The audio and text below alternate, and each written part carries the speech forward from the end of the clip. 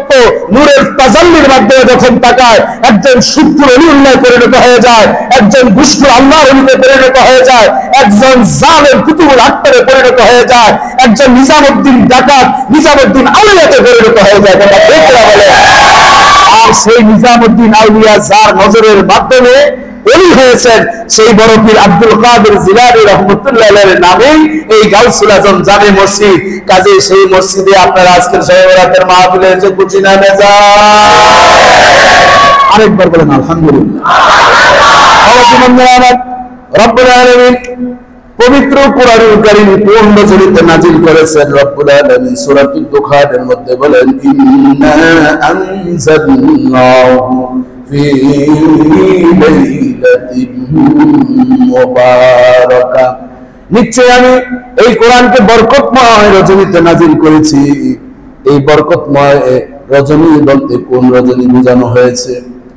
আল্লামা ইকরামা রাহমাতুল্লাহ আলাইহি তিনি ব্যাখ্যা করেছেন, হিয়া লাইলাতুন নিসফি মিন শাবান, এই রজনী বলতে লাইলাতুন নিসফি মিন শাবান, অর্থাৎ শাবান মাসের 14 তারিখ দিবাগত রাত, যেটাকে উর্দু এবং ফার্সিতে শবে বরাত বলা হয়, ওই রাতেই কোরআন নাজিল হয়েছে।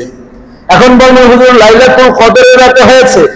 মুফাসসিরিন প্রমাদ পোষণ করে বলছেন, লাইলাতুত তাজবিজ কোরআন নাজিল হওয়ার সিদ্ধান্ত হয়েছে লাউহে মাহফুজ থেকে প্রথম আসমানে শবে বরাতের রাতে, আর লাইলাতুল কদরের রাতে প্রথম আসমান থেকে দুনিয়ার জমিনে গারে হেরায় প্রিয় নবী মুহাম্মদুর রাসূলুল্লাহ সাল্লাল্লাহু আলাইহি ওয়াসাল্লামের উপর নাজিল হয়েছে। জোরে বলেন সুবহানাল্লাহ।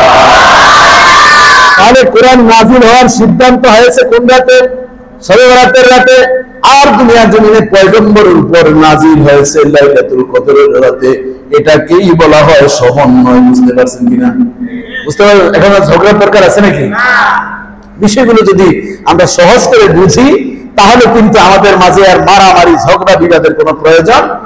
শুধু সমস্যা একটি, কুল্লু হিজবিন বিমা লাদাইহিম ফারিহুন, আমি যেটা বলছি এটাই সঠিক, আমার দল এটাই সঠিক, আমার পীর যেটা বলছেন এটাই সঠিক, এছাড়া সবাই জাহান্নামী। কথা ঠিক কিনা বলেন? এই আকীদার কারণেই কিন্তু আমাদের অশান্তি। এই অশান্তি দূর করার জন্য আপনাদেরকে এই বইটি আমি লিখেছি। এই বইটি আপনারা নেবেন, উপকৃত হবেন। কারণ ঝগড়া বিবাদ এখন আর আমরা দেখতে চাই না, আমরা সাম্য শান্তি দেখতে চাই। কারণ ইসলাম শব্দের অর্থ হচ্ছে রেসপন্সিবিলিটি।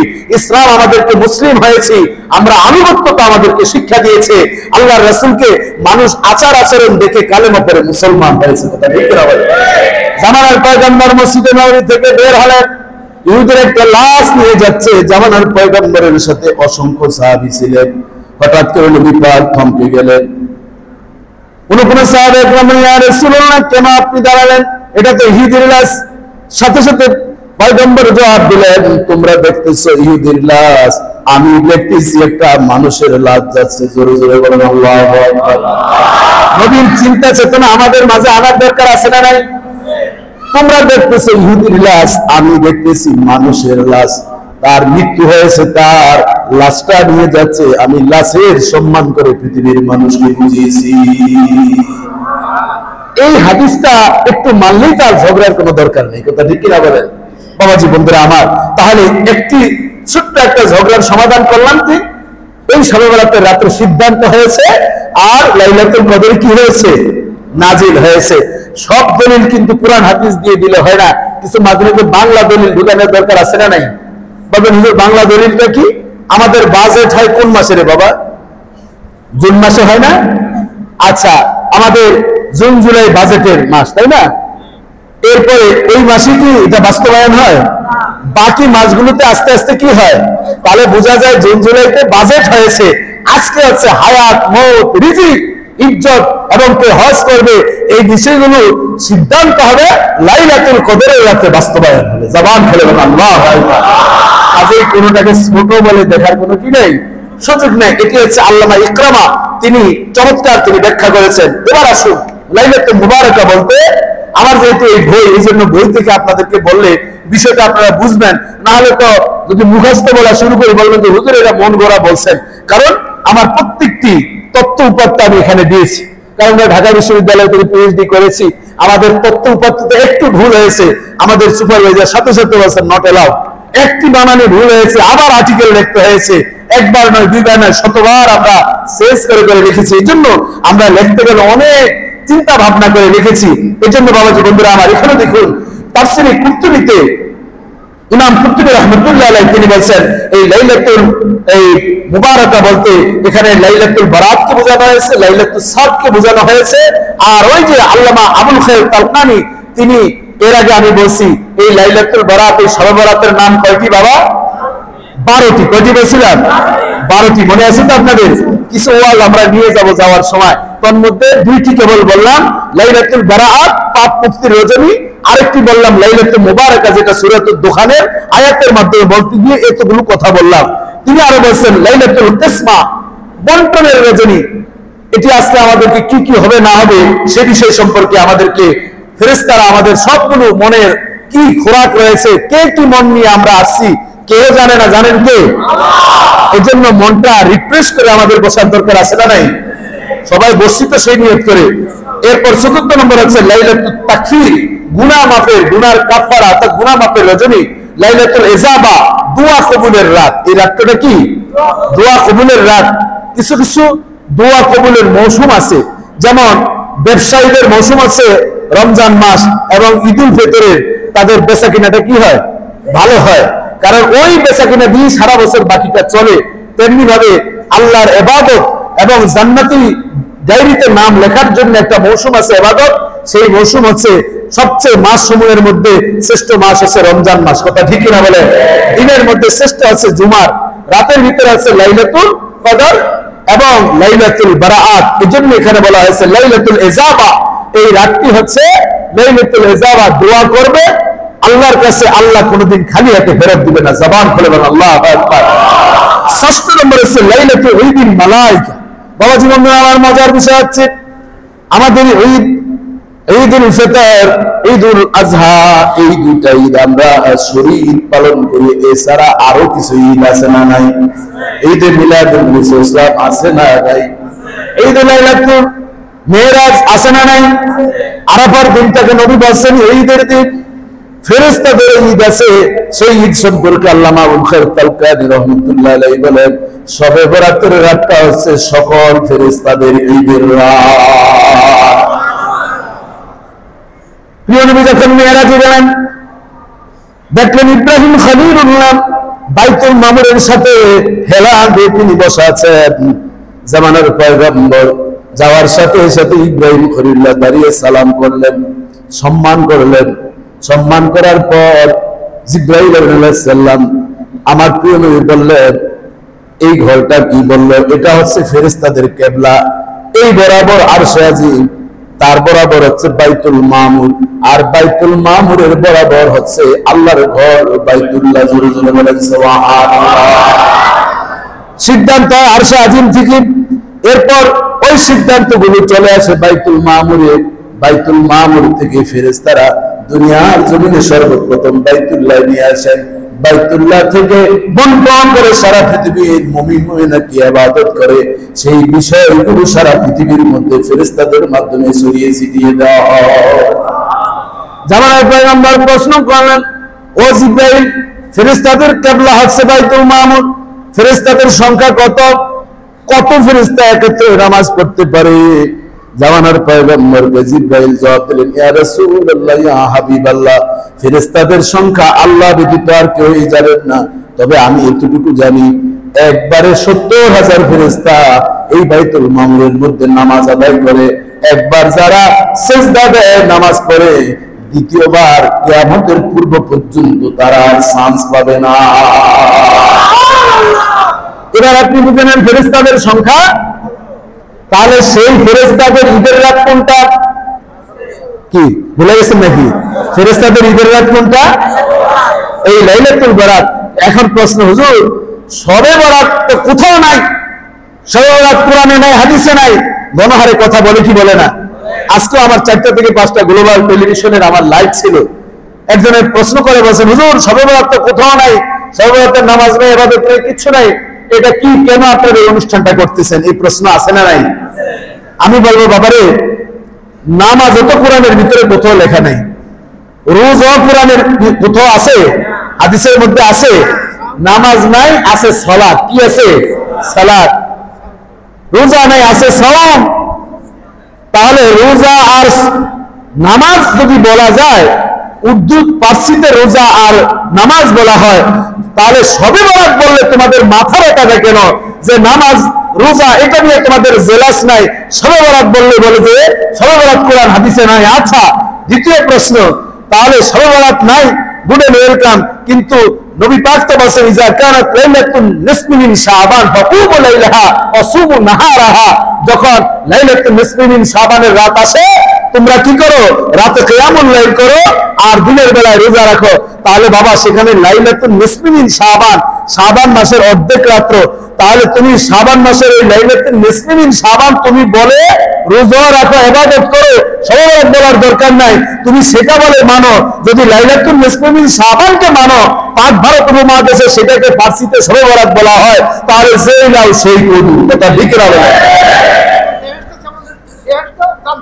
হ্যাঁ, বেহেশতে জান্নাত। যাই হোক, আবার দেখেন আরেকটা কি জেলাস, যখন পীর বলি তখন শরীরের ভিতরে চুলকানি উঠে, মনে হয় যেন এই চুলকানি ইলেকট্রন দিয়েও কাজ হয় না। কথা ঠিক না বলেন? আর যখন শায়েখ বলা হয়, ওকে, খুব চমৎকার একটা শব্দ চয়ন হয়েছে। শায়েখ বললে কোনো গুনাহ নাই, দোষ নাই, পীর বললে শরীরের ভিতরে অ্যালার্জি হয়। কথা ঠিক না বলেন? এটি হচ্ছে আমাদের বিবেকের দুর্ভিক্ষ এনেছে। কথা ঠিক না বলেন? ছোট্টখাটো বিষয় নিয়ে আমরা ঝগড়া করছি।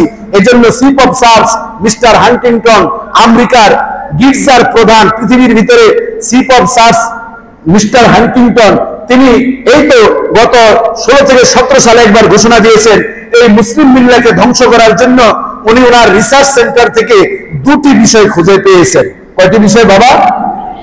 এক নম্বর হচ্ছে তাদের কোরআনকে জানিয়ে পুড়িয়ে দিতে হবে, কোরআন নিয়ে বিভ্রান্ত ছড়াতে হবে।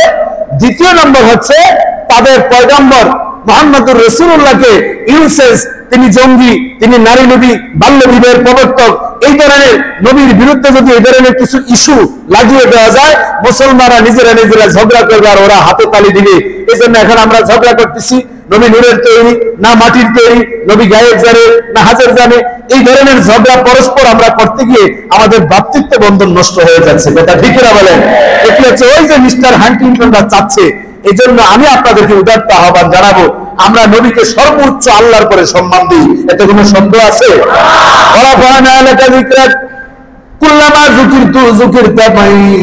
আল্লাহর পরে যার অবস্থান তার নাম মুহাম্মদুর রাসূলুল্লাহ সাল্লাল্লাহু আলাইহি সাল্লাম। আল্লাহ বলেন আমি আমার বন্ধুকে সর্বোচ্চ সম্মানের অধিকারী করেছি। কুল্লামা যুকিরতু যুকিরতামাই, যেখানে আমার নাম সেখানে আমার বন্ধুর নাম। আজানে আল্লাহর নাম, আশহাদু আল্লা ইলাহা ইল্লাল্লাহ, আশহাদু আন্না মুহাম্মাদার রাসূলুল্লাহ। আজান এবং ইকামতের মধ্যে নবীর নাম আল্লাহর নাম একসাথে আছে না নাই? আরশে আজিমের মধ্যে আল্লাহর নাম নবীর নাম আছে না নাই? এখন বলবেন হুজুর ইউটিউবের ভিতরে দেখা যায় নতুন করে প্রোডাক্ট তারা বের হয়েছে, লা ইলাহা ইল্লাল্লাহ মুহাম্মাদুর রাসূলুল্লাহ একসাথে বলা নাকি বেদাত। এই ধরনের ফতোয়া কি শুনছেন? হাত ভিতরে কালেমা, আবার যেমনি ভাবে বাংলার সংবিধানকে আবার সংশোধন করতেছে, এখন ওরা কালেমার ভিতরে সংশোধন করার জন্য কি পায়তারা চালাচ্ছে। কয়দিন পরে বাকি আছে হাদিস, তো মুনকারুল হাদিস একদল বের হয়েছে, আহলুল কোরআন, তারা কোরআন মানে হাদিস কি মানে না। বাকি আছে এখন তারা বলবে কোরআনের ভিতরে টুকটাক ভুল আছে, এখানে সংশোধন করবে। কেন আপনারা ভুলে গেছেন নাকি? আমাদের বাংলাদেশের দরবেশ বাবা একজনই ছিল, কথা ঠিক না বলেন? উনি কোন এক সেমিনারে বলছে কোরআনের ভিতরে টুকটাক ভুল আছে এটা মানা যায়, কিন্তু হাদিসের ভুল মানা যায় না। নাউজুবিল্লাহ, বাড়িতে যা বলবেন। এই ধরনের ভাইয়েরা আমাদের এই শবে বরাতের বিষয়ে আজকে কি বলেছে তারা, কত বড় তাদের স্পর্ধা। 92 থেকে 95% মুসলমানের দেশ, আশিকের রাসূলের দেশ, এবং এই বাংলার জমিনে আল্লাহু আকবার বলতে সূর্য উদিত হয়, আল্লাহু আকবার বলতে সূর্য অস্ত যায়। এই যেমন শাহজালাল, শাহপরান, শাহ আব্দুল করিমুল্লাহ নওয়াজুল্লাহ এবং সারসিনা, ফুলতলি, সোনাকান্দা, হক্কানি আল্লাহর ওলিরা গভীর রাতে চোখের পানি ঝরিয়ে ঝরিয়ে এই বাংলার জমিনের ইঞ্চি ইঞ্চি জায়গাকে উর্বর করেছে। অথচ এই জমিনের ভিতরে তারা থেকে বলতেছে শবে বরাতের রাতে ইবাদতের চেয়ে বেশ্যাখানায় যাওয়া নাকি এর চেয়ে উত্তম। জবান ধরে বলেন নাউজুবিল্লাহ। আমরা আজকে ঐতিহ্যবাহী গাউসুল আজম জামে মসজিদ থেকে বলতে চাই, তোমরা যদি এভাবে লাগামহীন কথা বলো, কারণ মুসলমান আহলে সুন্নাত ওয়াল জামাত এবং হক্কানি আউলিয়া কেরামের পলোয়ার যারা রয়েছে, দাঁত ভাঙা জবাব দেওয়ার জন্য তারা যারা প্রস্তুত হাত করে দেখবে।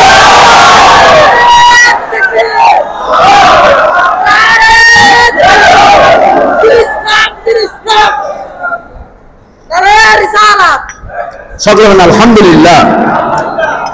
যার উসিলায় সিন্নি খেলা সেই মোল্লার কি রাজা গৌর গোবিন্দ এই বাংলার জমিনে আকিকা করার কারণে হাত কেটে ফেলে দিয়েছে, সন্তানের সাথে বাবাকে হত্যা করার ষড়যন্ত্র করেছে। ওই মুহূর্তে আমার প্রিয় নবী মুহাম্মদ রাসূলুল্লাহ সাল্লাল্লাহু আলাইহি ওয়াসাল্লাম তিনি স্বপ্নে যোগে শাহজালাল রাহমাতুল্লাহ আলাইহিকে বললেন, যাও ইয়ামানে থাকার প্রয়োজন নাই, যেই দেশে আমার নবীর সুন্নতের অবমাননা হয় সেখানে তুমি চলে যাও। তিনি রওনা করলেন। আস্তে আস্তে 360 জন সঙ্গী হয়ে গেল। চলে আসলেন তিনি সিলেটে। এসে তিনি দেখলেন স্বপ্নে যা দেখেছেন এবং মাটি নিয়ে এসেছেন তা দেখলেন মিলে গিয়েছে। তিনি থমকে গেলেন।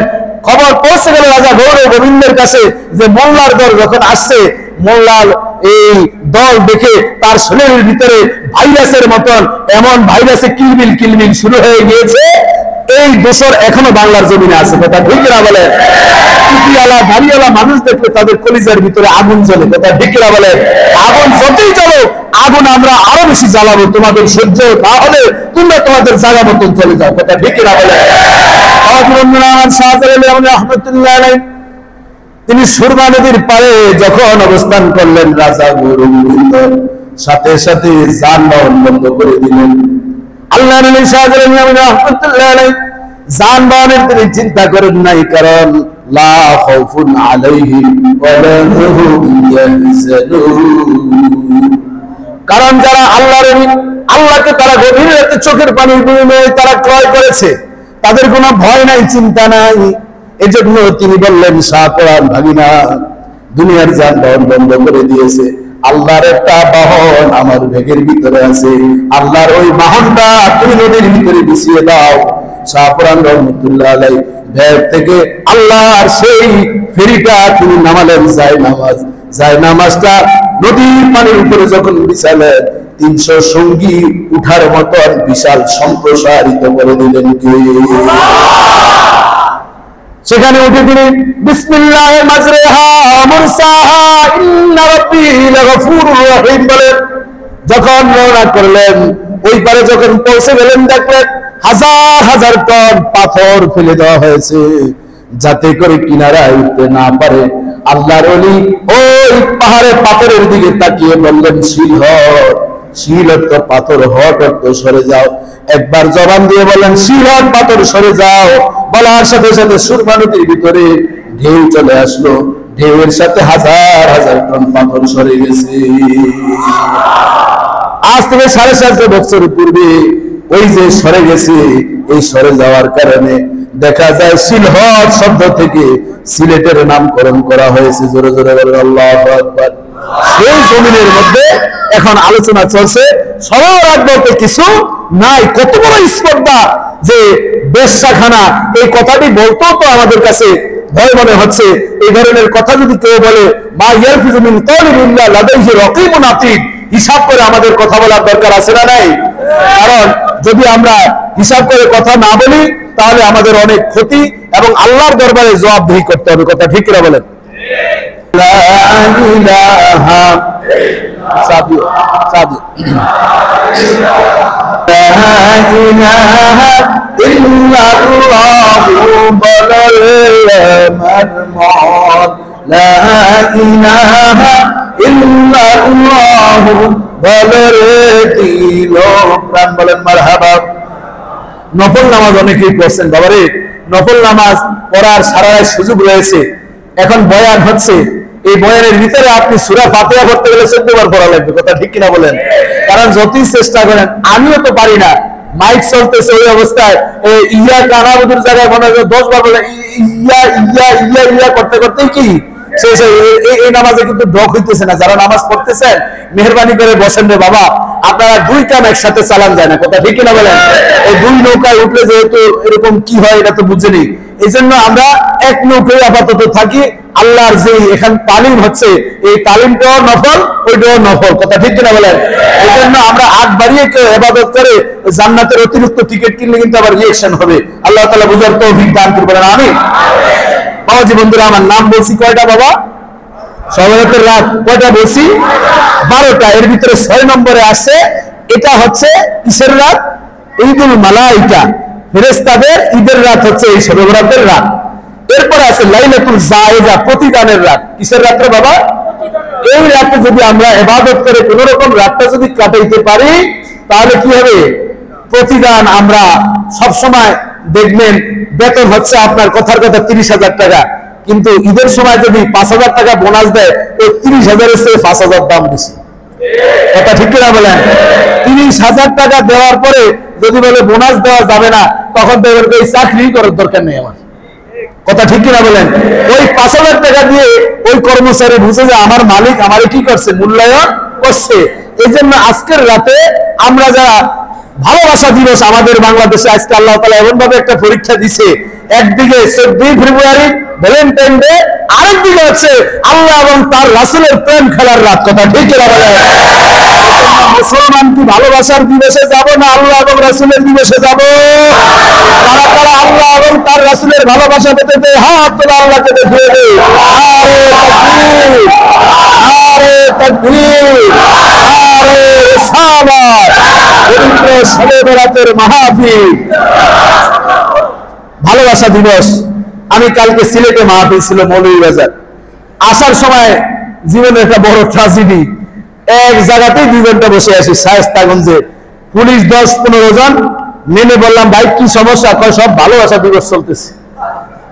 আমি তো ভালোবাসা ভাবছিলাম ঢাকা রাজধানী থেকে শায়েস্তাগঞ্জ পর্যন্ত আইছে, কয় সব রিসিপ্ট গুলো আজকে ঝাঁকানাকা চলবে, এই জন্য আগের রাতে গিয়ে বুকিং দিয়ে ঝাঁকানাকা যে যার মতন করবে। এই ধরনের চিন্তার কারণে কেউ আইন কানুন মানে না। রাত্র 4টা পর্যন্ত ওখানেই, 9:30টার দিকে ঢাকা এসে বুঝলাম, এই ঘুম নিয়ে জুমা পড়ালাম, টিভির লাইভ করলাম, আমার শ্যামলী শাহী মসজিদে আমি জুমা পড়াই, সেখান থেকে করে আপনাদের এখানে আসলাম। বলার উদ্দেশ্য হচ্ছে প্রতিদান নেওয়ার জন্য সেই প্রতিদান আলা একটা পাত্র দরকার আছে না নাই? ওই প্রতিদানের পাত্রের ভিতরে একটু পর দেখে কোনো লাইক কমেন্টস কোনো কিছু নোটিফিকেশন আসছে কিনা, দেখে আমার যন্ত্রে কিছু পাঠাইছে কিনা, একটু পর দেখে আবার ওয়াজ শুনে, আবার দেখে আবার ওয়াজ শুনে। আজকে আমি আনন্দের সাথে জানাচ্ছি, অন্যান্য বছর যেরকম রাস্তাঘাটে ফুল নিয়ে যে বেহেয়াপনা ছিল, এটা বলে বিশ্ব ভালোবাসা দিবস, আমি বলি এটা বিশ্ব বেহেয়া দিবস, কথা ঠিক না? কারণ কুকুরের যে স্বভাব, ওই স্বভাবগুলো আমরা এখন মানুষের ভিতরে দেখতেছি। আল্লাহ তাআলা বলছে উলাইকা কাল আনআম বাল হুম আদাল, এই চরিত্রের মানুষ যারা কোরআন সুন্নাহর বিরুদ্ধে চলছে, আল্লাহ বলেন লা তাত্তাখিযুল ইয়াহুদা ওয়ান নাসারা আউলিয়া বা'দুহুম আউলিয়া বা'দ, তোমরা ইহুদি নাসারাদেরকে বন্ধু বানাবে না, তারা তাদের নিজেদেরকে বন্ধু বানায়। কোরআনের নবী বলেন মান তাশাব্বাহা বিকওমিন ফাহুয়া মিনহুম, যে জাতি যাদের আদর্শ গ্রহণ করে তারা তাদেরই দলভুক্ত। ভ্যালেন্টাইন একজন ব্যক্তির নাম ছিল, সে ছিল ধর্মযাজক। সে কি ছিল? খ্রিস্টানদের ধর্মযাজক। রাজা ক্লোডিয়াস ঘোষণা দিলেন, রোম সাম্রাজ্যের এক রাজা বলল আমার দেশে সেনাবাহিনী বিবাহিত হতে পারবে না, বিবাহিত হলে তাদের ভালোবাসা চলে যাবে স্ত্রীর দিকে, এরপর সন্তান হলে সেদিকে, কাজে দেশপ্রেমিক সে হবে না। এই জন্য উনি সিদ্ধান্ত নিলেন।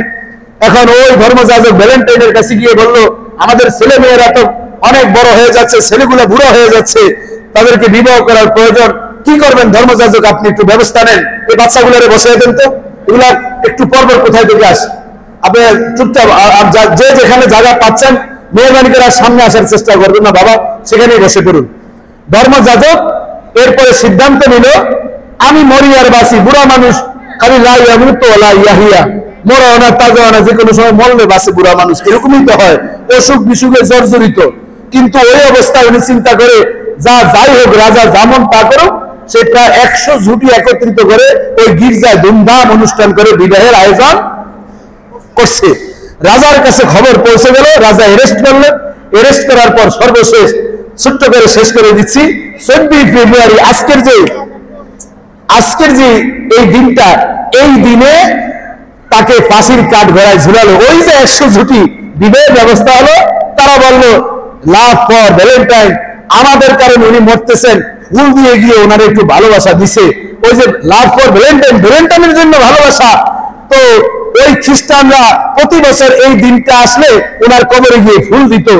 ফুল দিতে দিতে দিতে আমাদের একটা পত্রিকার নাম বলে ঝগড়া বাজারের দরকার নেই, ওই পত্রিকা 1991 সালে বাংলাদেশে এটা খাল কেটে কুমির আনলো। আমাদের দেশের ছেলেমেয়েরা ভাবতেছে যাক একটা দিবস, দীর্ঘদিন না মা দিবস, বাবা দিবস, নানান দিবস আছে, একটা দিবস নাই, ভালোবাসা দিবসটা আমরা একটু গ্রহণ করি। করার পর দেখা যায় এটা একটা জিনা, ব্যভিচার, বেহিয়া দিবসের মতন অলিগলিতে কুকুরে যেভাবে চলে, আমাদের যুবক যুবতীরা চিপায়, বাগানে, পার্কে সব জায়গায় এইভাবে করছে। আমরা আজকে গাউসুল আজম জামে মসজিদ থেকে এই ঘোষণা দিতে চাই, আমরা এমন সরকার চাই যারা বাংলার জমিনে এই অপসংস্কৃতিকে কোনোদিন যাতে তারা থাকতে দেয় না।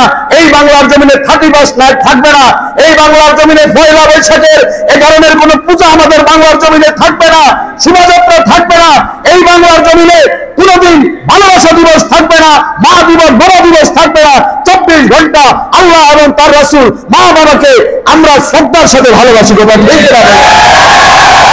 এজন্য আজকে আমি খুশি হয়েছি, রাস্তা দিয়ে আসার সময় সেরকম আমার চোখে বিকালে টিভির লাইভে আসছি আর দেখি নাই, কারণ অন্তত মুসলমান এটা বুঝছে যে যে কোনো সময় হার্ট অ্যাটাক করে মরতে পারি, আজকের এই আগুন নিয়ে আর খেলা করবো না। কথা ঠিক না বলে স্যার যতই বলেন আমি চোর হইলে ইমানদার, বুঝেন না? কিছু মানুষ বলে কি বলে না, চোর হইলেও কি ইমানদার।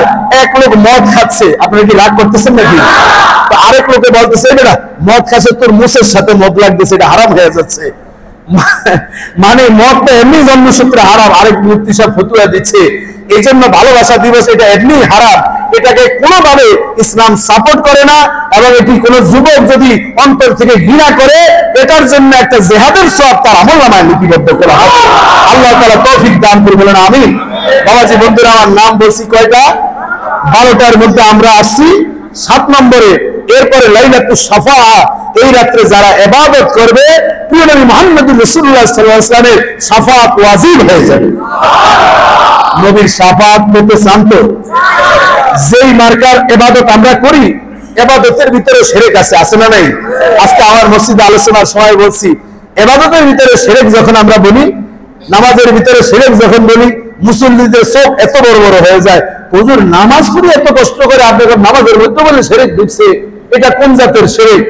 বাবাজি বন্ধুরা আমার, এটা ওই জাতের শিরক আশেপাশে যখন দেখে মানুষ আছে তখন দীর্ঘ সময় রুকুর ভিতরে সিজদায় পড়ে থাকে, এরকম মুসল্লি আছে না নাই? আর একা একা যখন নামাজ পড়ে টুক টুক করে নামাজ শেষ করে, জামানার পয়গম্বর বলেন তিলকা সালাতুল মুনাফিক, তিলকা সালাতুল মুনাফিক ইয়াজলিসু ইয়ারকুরু শামসা হাত্তা ইযা নাকারা ফাকামা নাকারা আরবা'আন, রাওয়াহু মুসলিম। জোরে জোরে বলেন আল্লাহু আকবার।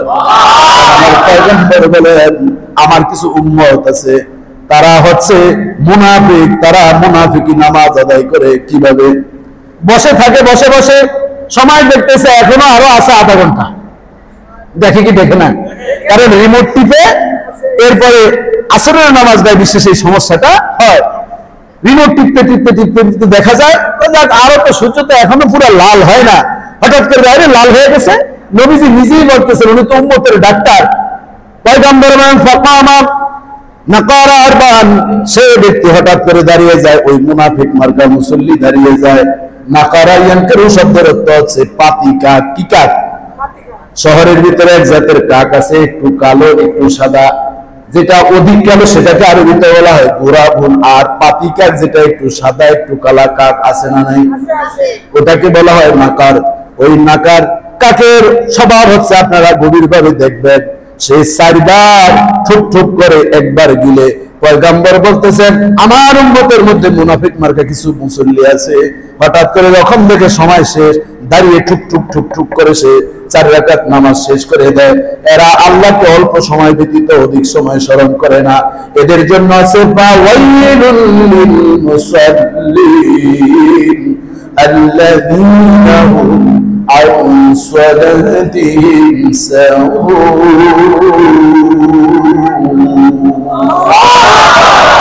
আল্লাহ তাআলা বলেন এই ওয়াইল জাহান্নাম হচ্ছে এই মুসলিমদের জন্য যারা নামাজ পড়বে এরপরও জাহান্নামে যাবে, কারণ তারা অলসতা করে, গাফেল অবস্থায় নামাজ পড়ে। কিছু মুসল্লি দেখবেন নামাজ পড়ে গরম লাগতেছে টুপি দিয়া বাতাস ঢুকে, এরকম আছে না নাই? লঙ্গি পরা আবার ভিতরে হাওয়া ঢুকে, এরকম আছে না নাই? আবার সাইকেল মুসল্লি আছে, একবার এই পায়ে দাঁড়ায়, এই পা যখন ব্যথা হয়ে যায় আবার এই পায়ে মনে হয় যেন সে সাইকেলের রেস দিচ্ছে, কথা ঠিক কিনা বলে? এই জন্য আল্লাহ তাআলা বলেছেন সালাতিহিম সাহুন। আবার দেখা যায় মাঝে মধ্যে দাঁড়িয়েও নামাজের মধ্যে কাটে, এরকম আছে না নাই? একদিন দেখতেছি এক লোক নামাজ পড়তেছে আর দাঁড়িয়ে এরকম করে কাটে। আমি কই নিশ্চয়ই এর দাড়ির ভিতরে না তার হাতের ভিতরে ইবলিস ঢুকছে, কথা ঠিক কিনা বলে? বাবাজি বন্ধুরা, আমার নানান জাতের মুসল্লি আছে, এই জন্য নামাজ পড়েও বহু মানুষ জাহান্নামে যাবে, এটা আমার কথা না আল্লাহর কথা? এই নামাজগুলো হচ্ছে শিরকি, অর্থাৎ আল্লাহকে মানতে গিয়ে তারা আল্লাহর সাথে অংশীদার করে। একটা মানুষকে দেখলে দীর্ঘ সময় সিজদায় থাকে, রুকুতে থাকে, আবার হঠাৎ করে হক মাওলা কই কি হয়েছে, তার একটা কুকুর ঢুকছিল কাবা ঘরে, কই কেমনে দেখছেন? এই মাত্র মোরা কাবার হালতে দেখছে, এরকম আছে না নাই?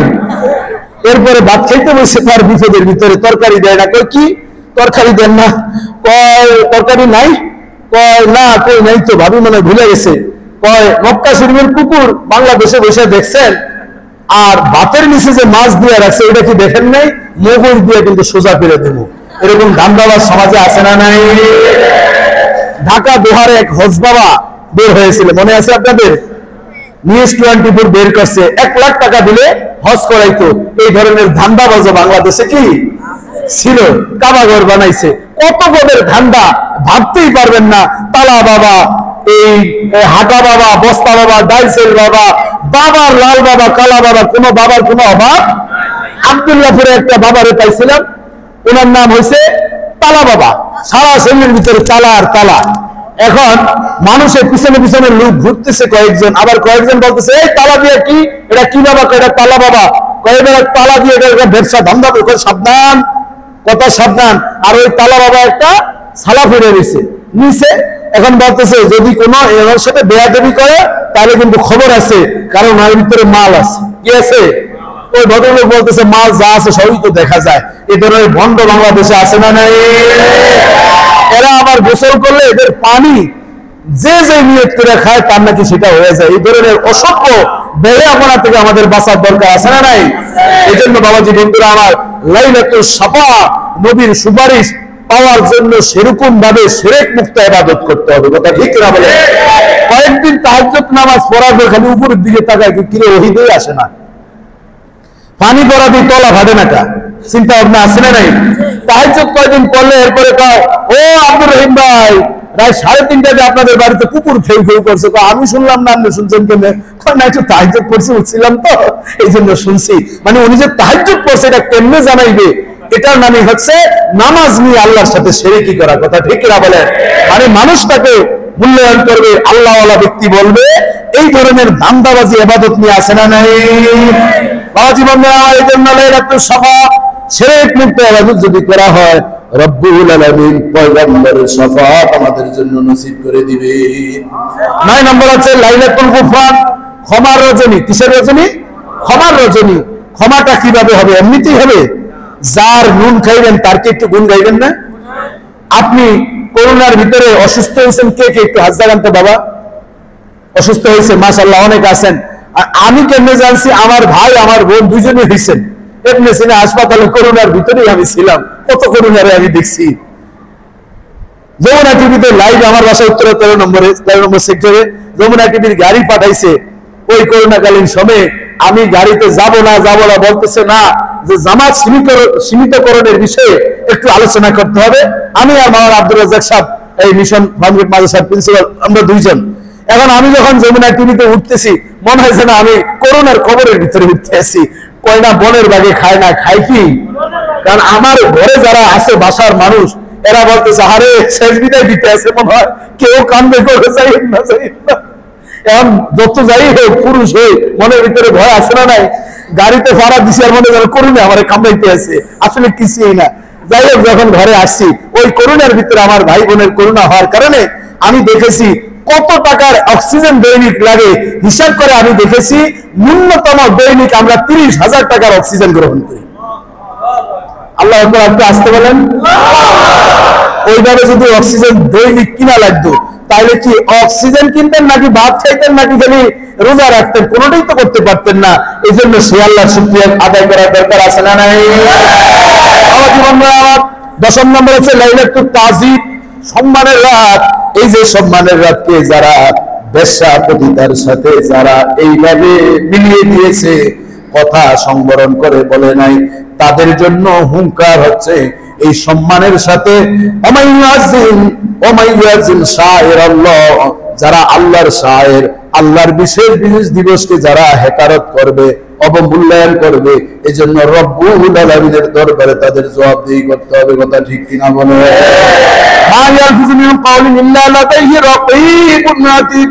রব্বুল আলামিন বলছেন, যারা তাদের জবানকে হেফাজত করেন না, ইচ্ছে মতো নানান কথা বলে দেন, তাদের জন্য প্রহরী রব্বুল আলামিন নিযুক্ত করেছেন। কথা ঠিক কিনা বলে? বাবাজি বন্ধুরা আমার 11তম নাম্বার আছে লাইলাতুর রুজহান, পুণ্যের পাল্লা ভারী রাত্র। দেখা যায় অনেক মানুষের হাড্ডির মতন শরীর, কিন্তু ওজন করলে দেখা যায় 70 কেজি আছে না নাই? ওদিনকে আমার সাথে সিলেটের একেবারে শেষ মাথা, এই জায়গাটার নাম হচ্ছে নরসিংপুর, আর তার সাতকেরও আরো পরে, যেখানে সিমেন্ট ফ্যাক্টরি, ওই যে সিমেন্ট ভারত থেকে আসে, দেখা যায় পাথর আসে, ওই এলাকায় বর্ডারে, তো উনি চিনছে। তা আমার সাথে একটা ছেলে গেল, আমারই ছাত্র, সে ফাজিলে পরে, বললো যাবে। তা আমি বললাম, গাড়ির যে অবস্থা, রাস্তা ওই যে বন্যার কারণে রাস্তার অবস্থা খারাপ, আমি তুমি আর আমি দুইজনে নামলে মোটামুটি গাড়িটা মানে একটু সুস্থ থাকবো, গাড়ি বড় বিপদের ভিতরে আছে। না ওস্তাদ, যে আমার কেজি মাত্র 56 কেজি। আমি কি ইয়া মোটা স্বাস্থ্য, তাহলে তোমার না আমার হাড্ডির ওজন কম। তো হাড্ডির ওজন কম, ওর কথার পরে আমি যুক্তি মিলাইলাম। আরেকটা ছাত্র, ওর ওজন 75 কেজি, আমি কি তোমার ওজন সর্বোচ্চ 50 থেকে 55 কেজি। কয় না ওস্তাদ জি ভুল বলছেন, আমার 70-এর উপরে ওজন। তাইলে বুঝলাম কি হাড্ডিও মেলা ওজন আছে, গোস্তের চেয়ে কম না। যাই হোক, তাহলে পুণ্যের পাল্লা ভারী রাখ। দেখা যায় হাড্ডি লোকটা স্বাস্থ্য বেশি ভালো না, কিন্তু তার ওজনটা কি বেশি। কিছু মানুষ আছে ফরজ 5 ওয়াক্ত নামাজ পড়ে, অতিরিক্ত তেমন ইবাদত বন্দি করে না, মিথ্যা কথা বলে না, ওই ব্যক্তির 5 ওয়াক্ত নামাজেই তার নাজাতের জন্য কি যথেষ্ট। ছোট্টবেলা একটা হাদিস নুরানি যারা ট্রেনিং দিচ্ছেন বা মক্তবে পড়ছেন, একটা হাদিস মনে আসেনি? আখলিস দীনাকা ইয়াকফিকাল আমালুল কলিল, অল্প আমলে নাজাতের জন্য যথেষ্ট হবে। কি এভাবে পড়ায় না নুরানিতে?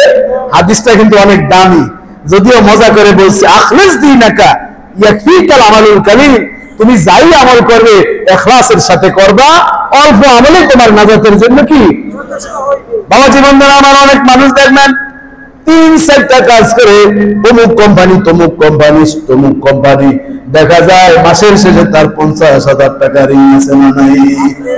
আর ওই যে ইমাম সাহেব, মুয়াজ্জিন সাহেব 12,000 টাকা বেতন, বগুড়ার এলাকায় ওয়াজ করতে গেলাম, ইমাম সাহেব বলতেছে হুজুর আজ 5 বছর এই মসজিদের ইমামতি করে, বেতন দেয় 3,000। কয় হাজার? আরো জোরে 3,000। হুজুর একটা 1000 টাকা বাড়ানোর জন্য দরখাস্ত দিছি। কয় যাইতে পারেন? কি কয়? আসতে পারেন। আমি বললাম আপনার কি মুয়াজ্জিন নাই? কয় না হুজুর, আমি একের ভিতরে চাই। একের ভিতরে কি চাই? এটা কি বুঝবেন? বুঝছেন না? হযরত মাওলানা পীর কামেল মরহুম খতিব সাহেব, 2 নম্বর ইমাম সাহেব, 3 নম্বর মুয়াজ্জিন সাহেব, 4 নম্বর খাদেম সাহেব। আরে মরারে, এক একটা 1000 দিলে তো অন্তত 4000 হয়। পরে কমিটিদেরকে বললাম, ও ভাই অন্তত একটা লাডি বাড়ান, কাম তো 4টা ফোর্স দিচ্ছেন, একের ভিতরে যেহেতু চাই, হুজুর দোয়া করে যদি টাকার ব্যবস্থা হয় বাড়ামো। তবে ইমাম সাহেব সুবিধা না আনতে, সমস্যাটা কি? কয় ইমাম সাহেব শুধু ইমামতি করে, মাঝে মধ্যে আমরা একটু গরুটা বাঁধতে, উনি বান্ধে না। দোষ আছে না নাই? গরু বাঁধতে হবে সভাপতি হিসেবে, নাহলে কি ইমাম? মাঝে মধ্যে ইমাম সাহেব আমাকে বাজে, উনি কারণে আমি বাজার করতে পারতাম না ইমাম, তো ওনার বেতন বাড়াবো কেমনে? হাজারিবাগ আমি যখন পিএইচডি করি ঢাকা বিশ্ববিদ্যালয়, হাজারিবাগ আমার ফটোকপির এই কাজগুলো, মানে ফটোকপির না, থিসিসের কাজগুলো করতাম, খুব জানতা একটা লোকের কাছে। তো যেই মসজিদে গেলে নামাজ পড়তাম, ওই মসজিদের মুতাল্লি আল্লাহ জানে উনি আছে কিনা নাই, যদি উনি থাকে আল্লাহ হেদায়েত করুক, আর মরে গেলে আল্লাহ ওনার জান্নাত নসিব করুক। কথাটা শুনে আমার খুব খারাপ লাগছে। ওই মসজিদে খাদেম সাহেব বলতেছে হুজুর আজকে 3 মাস আমার বেতন বন্ধ। আপনারা কল্পনাও করতে পারেন না কতক্ষণ হাসেন আল্লাহ জানে। তারপরে বলে ফেলি বলবো। তা আমি বললাম 3 মাস বেতন পান না কা? আমরা মোতাল্লি সাহেব ওই পাশের এক মসজিদে গেছে আর জানাজার নামাজে ওই মসজিদের খাতিরে সালাম দেন, এই জন্য আমার বেতন বন্ধ করে দিচ্ছে। কোন মসজিদে গেছে? পাশের এক মসজিদে জানাজায় গেছে আর ওই মসজিদের খাতিরে সালাম দেয়, এই জন্য এই খাদেমরা বেতন সব বন্ধ। খাদেমরা যেদিন ঠিক হবে বেতন ঠিক হবে। ওনারটা বন্ধ করেন কেন ইমাম সাহেব? কয় না এই যে হয়ে করে কইবে সব খাদেম ঠিক হয়ে যাবে বেতন বন্ধ করলে। আরে বাবা রে, বিচারে ঠকে আইছে, স্ত্রী জিজ্ঞেস করতে আছে কি খবরটা তোরা কে কইছে জিজ্ঞেস কই ধরুম ধরুম দেওয়া ধরছে। জানোস না ঠিক আইসি কেমনে জানবো আপনি কি কইছেন? কেউ লাগে না পারে ঘরেরটার সাথে পারে, কথা ঠিক কিনা বলে বাবা জীবন। এই জন্য লাইলাতুল রুজহান ইমাম সাহেবের বেতন মাত্র 3000 টাকা, কিন্তু মুখ থেকে হাসি কখনো কমে না, কথা ঠিক কিনা বলেন? কারণ হালালের ভিতরে বরকত আছে না নাই? নানান জায়গায় খাবলা খাবলি করতে করতে দেখা যায় ওটার ভিতরে বরকত নাই। এটার আরেকটা উদাহরণ, কুকুর বাচ্চা দেয় 6-7টা, বছর শেষে গনে দেখা যায় কোনো একটা টিকে আরেকটা টিকে না। আর গরুর বাছুর বছরে একটা বাচ্চা দেয়, গোস্ত এত খাওয়া খায় এরপরও কোনো গরু শেষ হয় না, কথা ঠিক কিনা বলেন? এটি হচ্ছে হালাল হারামের উদাহরণ। বাবা জীবনরা আমার শবে বরাতের রাতে যারা ইবাদত অল্প করবেন, কিন্তু রব্বুল আলামিন আপনার ইখলাসের কারণে রব্বুল আলামিন আপনার পাল্লাটা, নেকের পাল্লাটাকে ভারী করে দিবে। যেমন আবু বকর রাদিয়াল্লাহু তাআলা আনহু, তিনি সারাদিন সিজদায় পড়ে থাকতেন না, একটা আমল তিনি বেশি বেশি করতেন, সেটা হচ্ছে তিনি তার জীবনে কারো ক্ষতি করেন নাই। আর যার সাথে তিনি কথা বলেছেন তিনি মুস্কি হাসি দিয়ে কথা বলতেন। জোরে জোরে বলুন আল্লাহু আকবার। রব্বুল আলামিন বলেন কাউলুম মারুফুন, যারা সুন্দর করে মানুষের সাথে কথা বলে সেটা সাদাকা। আমার প্রিয় নবী বলেন কালিমাতুন তাইয়্যিবাতুন সাদাকা। মানুষের সাথে একজন আরেকজন যদি কথা বলে, আব্দুল্লাহ ভাই কেমন আছেন? আছি আলহামদুলিল্লাহ। এই যে একটা ইসমাইল ভাব নিয়ে আপনি সুন্দরভাবে কথা বলছেন, একটা উট সৎকার সওয়াব রব্বুল আলামিন আপনার আমলনামায় দান করে দিবে। কিন্তু দেখা যায় একজন রিকশাওয়ালা যদি প্রাইভেট কারের মালিকের যদি সালাম দেয়, আসসালামু আলাইকুম স্যার কেমন আছেন, মনে হয় যেন তাকে একটা রড দিয়ে তার মাথার মধ্যে বাড়ি দিছে। সালামের উত্তর নাই, কারণ রিকশাওয়ালার সালাম নেওয়ার কি আমার টাইম আছে নাকি, এরকম চিন্তা আমাদের আছে না নাই? সালামটা এখন লেবেন। আর যদি কোন কমিশনার সাহেব তারা যদি সালাম দেয়, বলে ও স্যার গত রাত্রে আপনাদের স্বপ্নে দেখছিলাম, বাস্তবে তাই হয়েছে, ডাহা মিথ্যা কথা। বাবা জীবন জানান, এই জন্য অল্প আমল করবেন। ওই অল্প আমল আবু বকর রাদিয়াল্লাহু তাআলা অল্প আমল ছিল, কিন্তু এর ভিতরে কোনো ভেজাল ছিল না, ফরমালিন ছিল না। আম্মা জান আয়েশা সিদ্দিকা রাদিয়াল্লাহু তাআলা বয়স কম ছিল, গভীর রাতে পয়গম্বর আম্মা জান আয়েশাকে তাহাজ্জুদের নামাজে অভ্যস্ত করাতেন। অভ্যস্ত না করে উপায় ছিল না। আম্মা জান আয়েশার ঘরটা ছিল ছোট, যেই ঘরটা নবী পাকের রওজা মোবারক, এখন তো বড় করা হয়েছে আবু বকর ওমর রাদিয়াল্লাহু তাআলার কবরের কারণে। কিন্তু আম্মা জান আয়েশা বলেন আমার ঘরটা এমন ঘর ছিল, পৃথিবীর সর্বশ্রেষ্ঠ মানুষের ঘরটা এমন একটা ঘর ছিল, পয়গম্বর যখন সিজদা দিতেন আমার পা তিনি সরিয়ে সিজদা দিতেন। জায়গাটা এত কম ছিল, সিজদা দেওয়ার জায়গা ছিল না। যে ঘরে থাকতেন ওই ঘরটা ছিল খেজুর পাতার বেড়া ছিল, খেজুর পাতার চাউনি ছিল। ও দুনিয়ার মানুষ ছিল না, যখন মক্কার জমিনে মদিনার জমিনে ঝড়ো হাওয়া হয়তো বালুগুলো প্রবেশ করতো ঝড়ো হওয়ার কারণে, আর যখন বৃষ্টি পড়তো টপ টপ করে পানিগুলো পড়তো, তখন জামানার পয়গম্বর রাহমাতুল লিল আলামিনের বিছানাটা কদাকার হয়ে যেত। রাতের বেলা ঘুমাতে যেত। একদিন আমি পয়গম্বরকে বলি নেই কদাকার বিছানায় ঘুমানো যাবে না, কারণ আমার এই খেজুর পাতার ছোট্ট ঘরটায় জায়গা ছিল না, কিন্তু ঘরের এই মাথা থেকে ওই মাথার দিকে তাকালে প্রিয় স্বামী পয়গম্বরের ভালোবাসা দিয়ে আমার ঘরটা পরিপূর্ণ পেয়েছি। জামানার পয়গম্বর আম্মা জান আয়েশা সিদ্দিকা রাদিয়াল্লাহু তাআলা আনহাকে নিয়ে রাত্রে উঠলেন, দৌড় খেলা খেললেন। আরেকদিন আম্মা জান আয়েশা সিদ্দিকা রাদিয়াল্লাহু তাআলা আনহা উঠলেন, নবী বললেন আয়েশা রে আকাশে দেখো কতগুলো নক্ষত্র আছে, তুমি কি জানো? আমার প্রাণের নবীর স্ত্রী বলেন আল্লাহু ওয়া রাসূলুহু আলাম, আল্লাহ এবং তার রাসূল ভালো জানেন। জামানার পয়গম্বর বলেন আয়েশা রে আমিও জানি না আকাশে কত তারকা আছে, তবে আমার ধারণা আকাশে যতগুলো তারকা রয়েছে এই পরিমাণ নেক আমার ওমরের আছে। আম্মা জান আয়েশা খুশি না বেজার? খুশি না বুঝা কয় ওয়াজ বুঝতে হইবে, রাগ করিস না শোনা, মাথা উঠা আমার দিকে তাকাও, শরমের কিছু নেই, তো তুমি পরীক্ষায় পাস পেল না মানে কইছে ওমরের নাম, তোমার বাপের প্রশংসা করলে তুমি খুশি হও না? এখন ভাবছে আবু বকরের নাম দেবো, কইছে কার নাম? কত রাইতে জাগলো আমার আপনি আমার বাপের বাদ দিয়ে কইছেন কার নাম? ওমরের নাম, স্বাভাবিক রাগ করার কথা। আম্মা আয়েশা সিদ্দিকা রাদিয়াল্লাহু তাআলা মুখ ফিরে কথাবার্তা বলেন, হঠাৎ করে অমবিশ্বাস হয়ে গেল মুখের মধ্যে। রাসূলুল্লাহ সাল্লাল্লাহু আলাইহি ওয়াসাল্লাম বলেন, আয়েশা যখন রাগ করতেন আমি হুমায়রা বলে ডাকতাম। হুমায়রা অর্থ হচ্ছে লাল সুন্দরী। পৃথিবীর মধ্যে 5 জন মহিলা সবচেয়ে বেশি সুন্দরী ছিলেন কয়জন? চেহারা শুরুতে আমলে সুন্দর ছিলেন 5 জন। 1 নম্বরে ছিলেন আমাদের মা হাওয়া আলাইহিস সালাম, 2য় নম্বর ইব্রাহিম খলিলের স্ত্রী বিবি সারা, 3য় নম্বর ছিলেন খাদিজাতুল কুবরা রাদিয়াল্লাহু তাআলা আনহা, 4র্থ ছিলেন আম্মা জান আয়েশা সিদ্দিকা রাদিয়াল্লাহু তাআলা আনহা, 5ম ছিলেন ফাতিমাতুজ জোহরা রাদিয়াল্লাহু তাআলা আনহা। 3 জনই ছিলেন নবী পরিবারের সদস্য, বাকি 2 জন অন্য। বাবাজি বন্ধুগণ, যত হুমায়রা বলে নেটওয়ার্ক বিজি, কোনো কাজ হচ্ছে না। আম্মা জান আয়েশা সিদ্দিকা রাদিয়াল্লাহু তাআলা রাগ করলেন, আমার প্রিয় বলেন আয়েশা রে রাগ করো না, রাগ করো না, ও আয়েশা রাগ করো না, বুঝেছি তোমার বাবার নাম নেই নাই জন্য তুমি কষ্ট পেয়েছ। তুমি শুনে নাও, আকাশের মাত্র কয়টা নক্ষত্র তারা আছে, এই পরিমাণ উমরের নেক। আর এই পৃথিবীর মধ্যে যত মুমিন মুমিনা ইমানদার বান্দা আছে, সব ইমানদারদের নেক আমলগুলো যদি এক পাল্লায় নেওয়া হয়, আমার আবু বকরের নেক আমল যদি এক পাল্লায় নেওয়া হয়, আমার আবু বকরের নেকের ওজন সবচেয়ে বেশি হবে।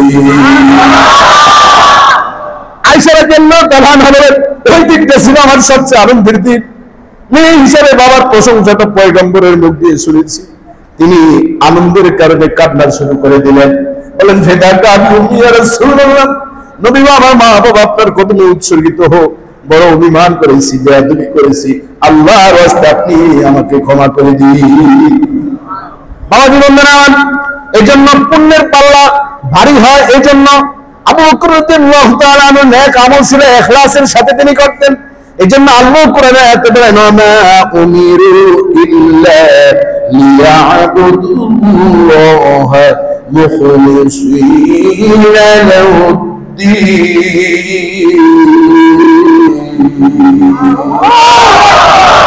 আল্লাহ তাআলা বলেন, তোমাদেরকে আমি আদেশ করি ইবাদত করার জন্য। হ্যাঁ, যতটুকু তোমরা ইবাদত করবে ওই ইবাদতের ভিতরে ইখলাস থাকতে হবে, একনিষ্ঠতা থাকতে হবে। ওই ইখলাসটা কেমন হবে? আনতাবুদুল্লাহ কান্নাকা তারাহু, আল্লাহকে দেখে দেখে তোমার নামাজ পড়তে হবে, রুকু দিতে হবে, সিজদা দিতে হবে। সওরাতের রাতে এসেছি জিলাপি নেওয়ার জন্য এসেছি, সওরাতের রাতে এসেছি, মানুষ আমাকে কি বলবে? সওরাতের রাতে এসেছি, যদি আমার চাকরি নষ্ট না হয়ে যায় এই জন্য আমি এসেছি। দুনিয়ার লোভে যদি আমি না আসি তাহলে দেখা যায় আমার প্রিয় নবী বলতেছেন, লাইলাতুল রুজহাত রব্বুল আলামিন তোমার নিয়ত ভালো হওয়ার কারণে তোমার নেকের পাল্লাটাকে সর্বোচ্চ ওজন করে রব্বুল আলামিন কঠিন হাসরের ময়দানে সওরাতের একটা নেক আমলের মাধ্যমে তোমাকে পরিত্রাণের ব্যবস্থা করে দিবেন। 12 নম্বর আছে লাইলাতুল ইয়াকিনের আমার সর্বশেষ রাসূলুল্লাহ সাল্লাল্লাহু আলাইহি ওয়াসাল্লাম বলেছেন, আলা কাজা কাজা হাত্তা ইয়াকলা আলফাজ, এই বরকতটা থাকবে পরের দিন সূর্য উদিত হওয়ার পূর্ব পর্যন্ত এই বরকত থাকবে। এই বরকতি পর্যন্ত সময় পর্যন্ত যারা বিছানার সাথে পিঠ না লাগাইয়া সারাটা রাত কিয়ামুল লাইল করে, সালাতুত তাসবিহ নামাজ আদায় করে, কোরআন তেলাওয়াত করে, জিকির আদায় করে, উমরি কাজা এরকম আমাদের আছে না নাই? আমি আমার এই বইয়ের ভিতরে সালাতুল হাজত কিভাবে আমরা পড়বো, উমরি কাজা বিস্তারিত লিখেছি। কখন দোয়া কবুলের সময়, কিভাবে দোয়া করলে রব্বুল আলামিন কবুল করেন। উমরি কাজা অর্থাৎ বিভিন্ন সময় আমাদের নামাজ কাজা হয়েছে, এরকম আমরা আছি না নাই? আজকের এই রাতে আপনি নিয়ত করে নামাজ পড়তে থাকবেন, রব্বুল আলামিন সকালবেলা যখন চোখে পানি ছেড়ে দিয়ে আপনি দোয়া করবেন, আমার প্রিয় নবী বলতেছেন, মান ইখশারা মিন খাশিয়াতিল্লাহ তাহাতাত আনহু খাতায়াহু। ও আমার উম্মতরা শুনে নাও, যারা গুনাহ করেছো, গুনাহ করার পর নিজে অনুতপ্ত হয়ে যখন চোখের পানি ছেড়ে দিয়ে তুমি দোয়া করবা, ওই চোখের পানির মাধ্যমে রব্বুল আলামিন তাহাতাত আনহু খাতায়াহু, প্রত্যেকটা চোখের পানির সাথে সাথে গুনাহগুলো ঝরে ঝরে তোমার শরীর থেকে পড়ে যাবে। আমার বলেন, একদিন আমি শায়িত ছিলাম, ওই ঘুমের ঘরে জিবরাইল আলাইহিস সালাম তার সাথে আমার সাক্ষাৎ হয়ে গেল। আমার উম্মতরা দৌড়াচ্ছেন আর দৌড়াচ্ছেন, পেছন দিক থেকে আগুন ধাওয়া করতেছে। আমি জিবরাইলকে বললাম, ও ভাই জিবরাইল, আমার উম্মতদেরকে আগুন ধাওয়া করতেছে, তাদেরকে রক্ষা করার জন্য আমি এই মুহূর্তে কি করতে পারি? জিবরাইল বলেন, ইয়া রাসূলুল্লাহ, ইয়া হাবিবাল্লাহ, এই যে আপনাকে এক মগ পানি দেওয়া হলো, এই পানিটা আপনি নিক্ষেপ করেন, আগুন সরে যাবে, আগুন নিভে যাবে। জামানার পয়গম্বর বলেন, আমি আখাযাল ইনা, ওই পাত্রটা আমি ধরলাম, ধরে আমি পানিটা নিক্ষেপ করলাম, সাথে সাথে আগুন দূরে সরে গেল, জাহান্নামের ভিতরে ডুবে গেল। জিবরাইল কে বলা, জিবরাইল, এই পানিটা কোথা থেকে আসলো? জিবরাইল আলাইহিস সালাম বলেন, ইয়া রাসূলুল্লাহ, ইয়া হাবিবাল্লাহ, আপনার উম্মতরা আল্লাহর ভয়ে দুনিয়ার জমিনে যে চোখের পানি ঝরেছে, ওই চোখের পানি রুমালের সাথে থাকে নাই, জামার সাথে থাকে নাই, ওই চোখের পানিগুলো ফেরেশতারা সংরক্ষণ করে রব্বুল আলামিনের কুদরতি খাজানায় রেখেছে। সেই কুদরতি খাজানা থেকে আপনাকে এক মগ পানি দেওয়া হয়েছে, ওই পানির মাধ্যমে রব্বুল আলামিন জাহান্নামের আগুনকে নিভিয়ে দিয়েছে। একজন জামানার পয়গম্বর বলেন, পৃথিবীর মধ্যে ওই পানি সবচেয়ে বড় দামি, ওই পানিটা সবচেয়ে বড় মূল্যবান, যারা আল্লাহর ভয়ে চোখের পানি ছেড়ে দিয়ে বলে, আল্লাহ বাকি জীবনে আমি গুনাহ করব না, বাকি জীবনে আমি সুদ খাইব না, বাকি জীবনে আমি ঘুষ খাইব না, বাকি জীবনে আমি মিথ্যা বলবো না, আমার গুনাহ মাফ করসানি,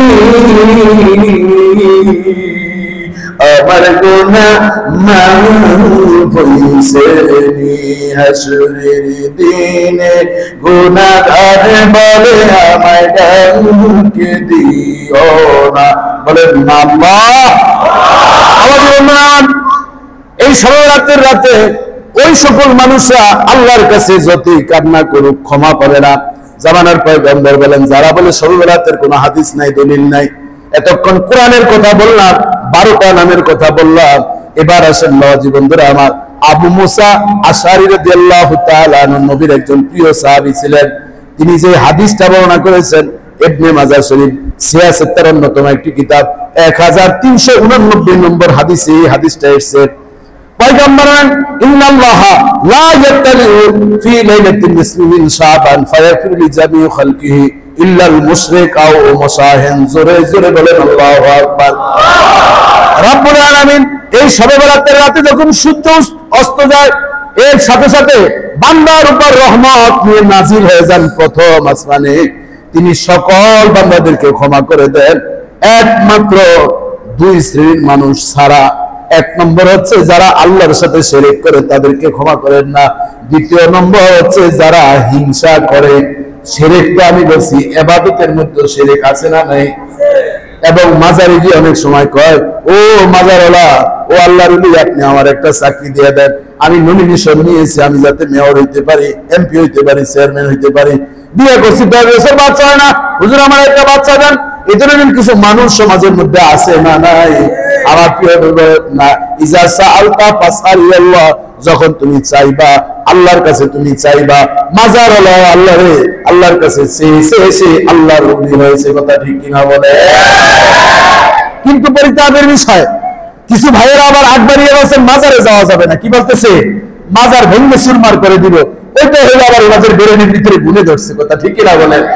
আগ বাড়িয়ে কথা বলছেন।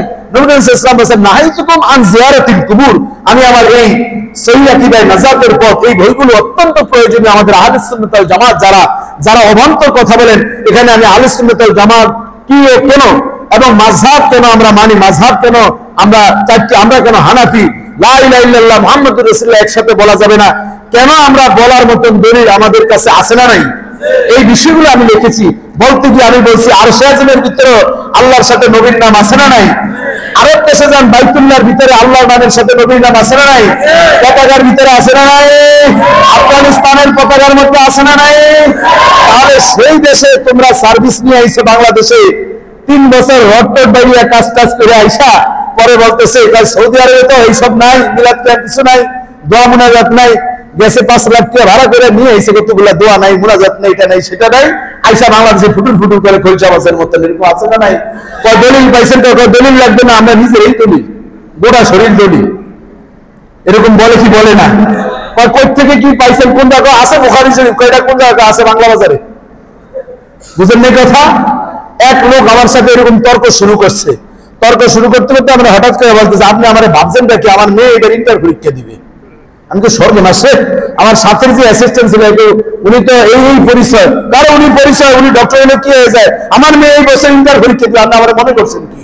আমি তো সর্বনাশ, আইসা বড় উনি দিবে না, ওনার মেয়ে দিবে, এতই যে মানে টুপ টুপ দিতেছে, উনি যদি কোন রকম মেট্রিক পাস করতে মনে হয় দাঁতটা আমার একটাও থাকতো না, কথা ঠিক কিনা বলেন? সব দান দান শহীদ হয়ে যেত, কথা ঠিক কিনা বলেন? এরকম কিছু মানুষ আছে না নাই? রাসূলুল্লাহ সাল্লাল্লাহু আলাইহি ওয়াসাল্লাম বলতেছেন, নাহাইতুকুম আন জিয়ারাতিল কুবুর, তোমাদেরকে এক সময় আমি কবর জিয়ারত করতে নিষেধ করছি, কারণ মদিনায় যখন হিজরত করে আসছি দেখতেছি মানুষগুলো খালি কবরের ভিতরে পূজা করতেছে, কবরগুলো যখন ভাঙা শেষ হয়ে গেল, পূজা বন্ধ হয়ে গেল, জামানের পয়গম্বর ফাজুরুহা, এবার তোমরা কবর জিয়ারত করো, ফাইন্নাকুম তুযাক্কিরুল মাউত, কারণ কবর জিয়ারত করলে বেশি বেশি করে মরার কথা মনে পড়ে যায়। বাবা জীবন আমার গভীর মনোযোগ, যারা শিরকি করে তাদের দোয়া কবুল হবে না। দ্বিতীয় নম্বর হচ্ছে শবে বরাতের রাতে যারা হিংসা করে তাদের দোয়া কবুল হবে না। শবে বরাতের রাতে নয়, তোমরা যুদ্ধ শুরু করছো না, এখানে এসে যুদ্ধ করো বাবা, আসো, অসুবিধা কি, আমরা জিহাদের ময়দানে আছি, এটা একটু উঠান, আল্লাহ আল্লাহ করে দেখি জিহাদ থেকে কতক্ষণ থাকা যায়। বাবা জীবন আমার মুসাহিন হিংসা আছে না নাই? এই লোকটা গাড়ি কিনছে কেন, নিশ্চয়ই তলে তলে কোনো কাম করে, এই লোকটা এত সুন্দর এমব্রয়ডারি জামা পাইছে, আর আমরা হুজুরে যদি একটা গাড়ি কিনতেই পারি, বাবা রে সামনে সামনে কাম কাজ সবই করে, কিন্তু এই লোক যে এই গাড়িটা কিনতে যায়, ওনার যে কত জীবনে যুদ্ধ করতে কলিজা ঘোরা বন্ধ বাইরেছে, এই সম্পর্কে আপনার ধারণা নাই। রাসূলুল্লাহ সাল্লাল্লাহু আলাইহি ওয়াসাল্লাম বলেন, সাবধান, এই কথাগুলো গভীর মনোযোগ সহকারে শুনবেন। আমার পরে নবী বলেন, অপরের ভালো দেখলে তুমি যদি শান্তি পাও, মনের ভিতরে তৃপ্তি লাগে, ফাকাত ইস্তাকমালাল ঈমান, তাহলে বুঝবা তোমার ঈমান পরিপূর্ণ হয়েছে। আর অপরের ভালো দেখলে শরীরের ভিতরে অ্যালার্জি শুরু হয়েছে, আছে না নাই? শুধু শুধু চুলকায়, দেখলেই খালি চুলকানি দিতে মন চায়, এরকম আছে না? মিলাদ ক্যাম্প, পলেকা মিলাদ ক্যাম্প কোন জায়গায় পাইছেন, দোয়া কোন জায়গায় পাইছেন, এই আপনারা এইসব পাইছেন, ইসলামের সব কোন জায়গায় পাইছেন, দলিল দেন, দলিল দেওয়ার পর বলতেছে দলিল এগুলো আমরা মানি না, কোনটা মানে আমরা বাংলা বাজার মানি, আছে না নাই? বাবাজি বন্ধুরা আমার, এই জন্য সাবধানের সাথে আমি বলছি, জামানার পয়গম্বর বলেন মানুষকে তার সমস্ত আমলগুলো, আন্নাল হাসাদা ইয়াকুলুল হাসানাত, পৃথিবীর যত বড় উলিল্লাহ হোক না কেন, তার হিংসা থাকলে সব নেক আমলগুলো হিংসায় খেয়ে ফেলে গুণের মতন।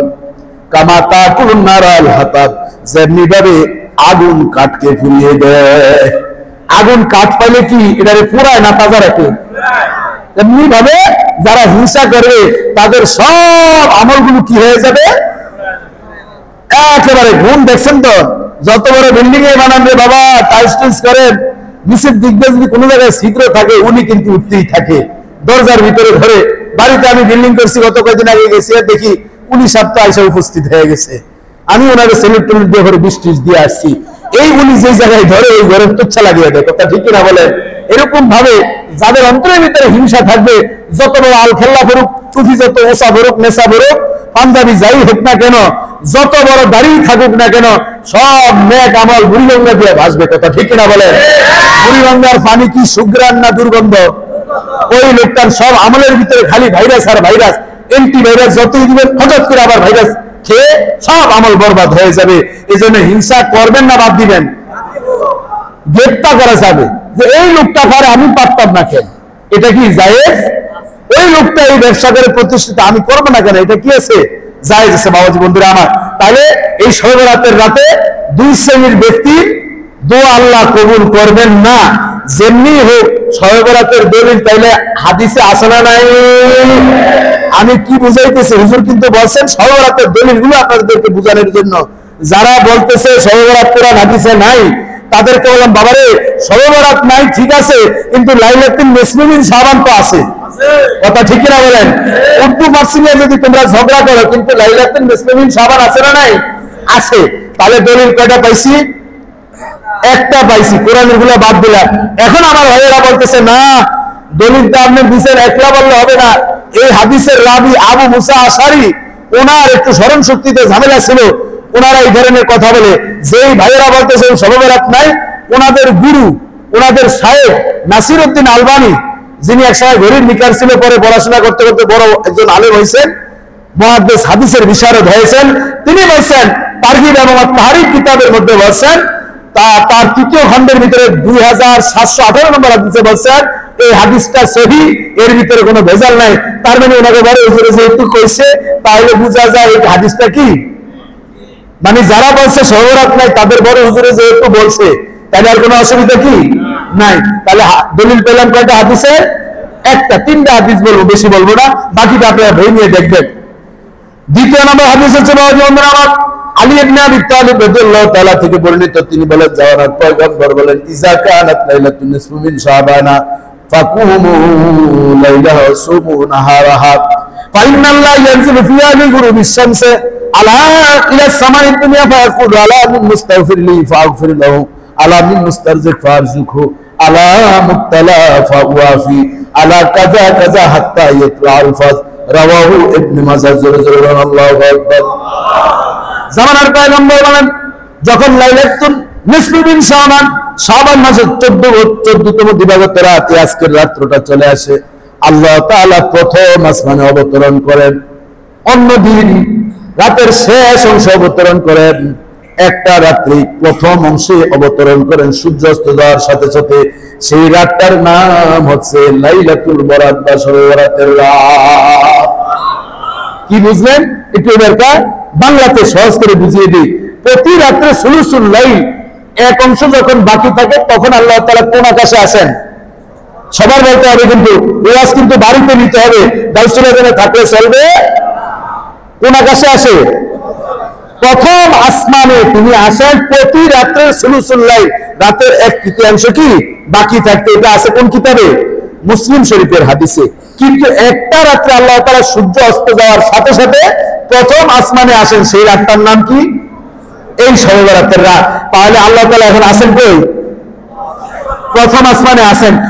বলবেন কই হুজুর কিছুই তো পাইলাম না। পাইবেন কেন? এরকম এবিলিটি অর্জন করতে হইবে তো, কথা ঠিক কিনা বলেন? পাওয়ার জন্য আমরা এখন ছুরি ধার দিতেছি। এখন কি চলতেছে? ছুরি ধার, একটু পরে জবাই শুরু হবে, তখন আপনি পাবেন। পাওয়ার জন্য ওই ছুরি ধার দিতে যখন ইস্পাত হয়ে যায়, তখন আপনি যখন আল্লাহ বলবেন 2443 নম্বরে মুসা কালিমুল্লাহ যখনই ডাক দিতেন তুর পর্বতে গিয়ে, তখন তার স্যাটেলাইট সেল সাথে সাথে চাঙ্গা হয়ে আল্লাহর সাথে কথা বলা শুরু করতেন। জবান করেন আল্লাহ।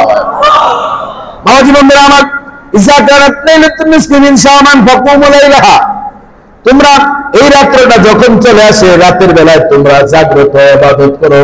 এখন আপনারা ইবাদত করতেছেন না নাচ গান করতেছেন? তাহলে যে অসভ্যরা বলতেছে এই রাতে যারা মসজিদে আসে ইবাদত করে, এটা নাকি বেশ্যাখানায় যাওয়া নাকি এর চেয়ে ভালো, তাদেরকে আমি বলবো তোমাদের জবানকে সংবরণ করো, বাংলার জনগণ তোমাদের জিহ্বা ছিঁড়ে ফেলবে। কথা ঠিক কিনা বলে? বাবাজি বন্ধুরা, আমরা কেমন লাইন করছি, তোমরা নাকে তেল দিয়ে ঘুমাইতেছো। আবার বলে মসজিদ যারা খোলা রাখে ওই কমিটিরও বেদাতি, যেই বক্তা ওয়াজ করে তারাও বেদাতি। অথচ আল্লাহ তাআলা বলেন ওয়ামান আগলাবু মিম্মান মানাআ মাসাজিদাল্লাহ। আল্লাহ তাআলা বলেন, ও দুনিয়ার মানুষ, কে আছে তোমরা আমার আল্লাহর ঘরে আসতে বাধা দিবা? যারা আল্লাহর ঘরে আসতে বাধা দিবা, তাদের সে জালেম আর পৃথিবীর মধ্যে কেউ নাই। ঠিক কিনা বলে? গাউসুল আজম জামে মসজিদে আমরা এসেছি ইবাদত করার জন্য, আমল করার জন্য। এবার যদি কেউ রাস্তায় দাঁড়িয়ে বলতেছে মসজিদে আসা যাবে না, আমল করা যাবে না, আল্লাহ তাআলা বলেন ওমান আযলামু মিম্মান মানা মাসাজিদাল্লাহ, তার চেয়ে জালেম আর পৃথিবীর মধ্যে নাই। যে আল্লাহর ঘরে আসতে বাধা দেয় হবো না, ওলিউল্লাহ হব। কারা ওলিউল্লাহ হতেছেন? আল্লাহকে দেখিয়ে দিন। নারে তাকবীর, নারে রিসালাত। তাহলে শবে বরাতের দলিল হাদিসে আছে না নাই? আর সিয়াসতের হাদিসের মধ্যে সুমু নাহারাহা, রাতের বেলায় তোমরা ইবাদত করছো মসজিদে, আর ভোর রাতে তোমরা সাহরি খাবা, দিনের বেলায় তোমরা রোজা রাখবা। এটা আমার কথা না, পয়গম্বরের কথা। 1389 নম্বর ইবনে মাজাহ শরীফের হাদিস। বাবাজি বন্ধুরা আমার, এরপরে বলেই সীমাবদ্ধ থাকেন নাই। জামানার পয়গম্বর বলেন, ও আমার উম্মতরা তোমরা শুনে নাও, এই রাতে যারা ইবাদত করে গভীর রাতে চোখের পানি ছেড়ে দিয়ে দোয়া করবে, রব্বুল আলামিন প্রথম আসমান থেকে ডাক দেয়া বলবেন, আলা মিন মুস্তাগফিরিনি ফাগফির লাহু, কে গুনাহ করে নিজে অনুতপ্ত দিল নিয়ে গাউসুল আজম মসজিদে উপস্থিত হয়েছ, আমি আল্লাহর কাছে গুনাহ মাফ চাও, আমি রব্বুল আলামিন তোমার গুনাহ মাফ করে দিব। আলা মিন মুস্তারজিক ফারজুকহু, কে রিজিকের পরেশানিতে আছো, চাকরি নাই বাকরি নাই, ব্যবসা করে ব্যবসার উন্নতি নাই, কারা এমন দুর্দশা জীবন যাপন করছো, এই সবে বেড়াতের রাতে তুমি আমার আল্লাহর কাছে তুমি রিজিক চাও, আমি আল্লাহ তোমার রিজিকের ফয়সালা করে দিব। আলা মুবতালা ফাওয়াফি, কে আছে সন্তানকে নিয়ে বিপদে, কে আছে স্ত্রীর অসুস্থতা নিয়ে বিপদে, কে কোন বিপদে আছো, গভীর রাতে আমি আল্লাহর কাছে সিজদায় পড়ে তুমি যদি কান্না করো, ওয়াসজুদ ওয়াক্তারেন, ও বান্দা আমি আল্লাহ সবচেয়ে বেশি পছন্দ করি সিজদা, কারণ সিজদাটা স্বাভাবিক বিষয় নয়, এটা গাউসুল আজম মসজিদের কার্পেটে নয়, টাইলসের মধ্যে নয়। জামানার পয়গম্বর বলেন, আস-সাজিদু আলা কদমাইর রহমান, বান্দা যখন সিজদা দেয় সরাসরি সে আল্লাহর কুদরতের মধ্যে সিজদা দিতে থাকে। বাবাজি বন্ধুরা আমার, এজন্য আলা মুবতালা ফাওয়াফি, কে বিপদগ্রস্ত আছো আমি আল্লাহর কাছে সওয়াতের রাত্রে চাও, আলা কাজা কাজা হাত্তা ইয়াতলাল ফাস, জামানার পয়গম্বর হরফে তামবি দিয়ে বলছেন, ও আমার উম্মতরা শোনো, সাবধান সাবধান সাবধান, এই বরকতটা পরের দিন সূর্য উদিত হওয়ার পূর্ব পর্যন্ত রব্বুল আলামিন চলমান রাখেন। জোরে জোরে বলেন আল্লাহু আকবার। তাহলে দলিল কি আছে না নাই? আরো দিব। 512টি কিতাবের রেফারেন্স আমি এই বইতে দিয়েছি, 13টি সহিহ হাদিস, এটা কোনো বাংলা বাজারের মেডিং জিনজিরা না, এই সব হচ্ছে তথ্য উপাত্ত। এই যে সুনান ইবনে মাজাহ হাদিস না 1388, তাসকিরাতুল হুফাজ প্রথম বড় 364। বাবাজি বন্ধুরা আমার, যেই ভাইয়েরা সাহাবাত নিয়ে মার্কেটিং শুরু করেছে, ইহুদিদের দালালি তারা করছে, আমরা বলবো বরং 92 থেকে 95 ভাগ মুসলমানের দেশে ইহুদিদের ষড়যন্ত্র বাস্তবায়ন আমরা করতে দিব না।